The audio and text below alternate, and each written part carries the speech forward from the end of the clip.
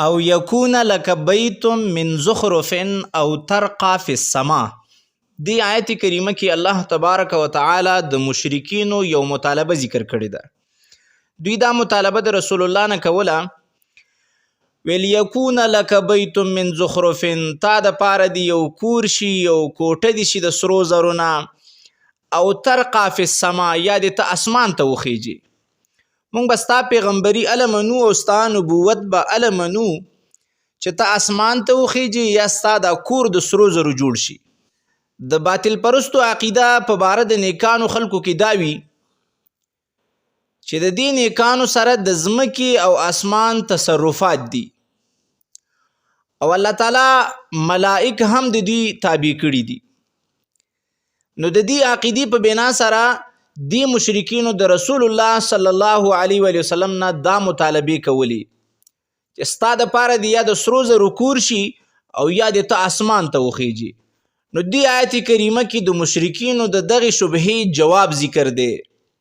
د جواب حاصل دا دی چې زه بشر یم او رسول یم، او بشر اگر چې رسول کې دی شي خو په قدرت کې تصرفات د عالم نشي راتللی.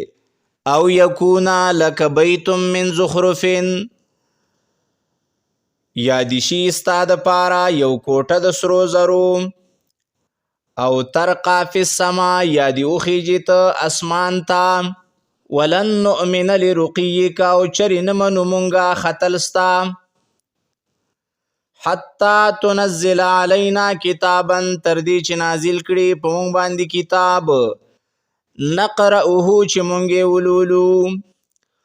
رقیکا مصدر دی او ارتقا په معنا د ختلو سره راځي، او په معنا د صحیفې او وړوکي کتاب سره راځي.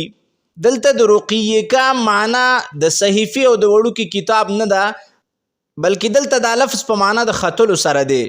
سوال دلته دا راځي چې په حدیث د مسند احمد کې دی چې الله تعالی نبی پاک ته وفرمایل ویل که ته غواړې چې د بطحا دا شګه او د مکې دا شګه ستا دپاره سره زر جوړ کما. نو دې آیت کریمه کې الله تعالی فرمایي چې مشرکینو دا اعتراض کولو چې ستا دپاره دې د سرو کوټه شي او د سرو کور دي شي.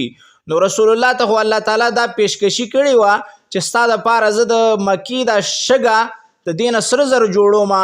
نو بیا د الله تعالی دا پیشکش ولې نه منظوروو؟ جواب، دغه حدیث په مسند احمد کې چې راغلی دی د دې په سند کې یو راوي دی علي ابن یزیدي، او دا راوي ضعیف دی.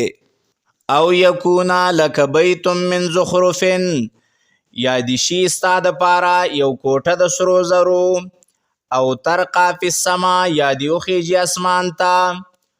ولن نؤمن لرقیک، او چرې نه منو مونږه ختل ستا، حتی تنزل علینا کتابا، تر دې چې نازل کړي په مونږ باندې کتاب، نقرأه چې مونږ ولولو.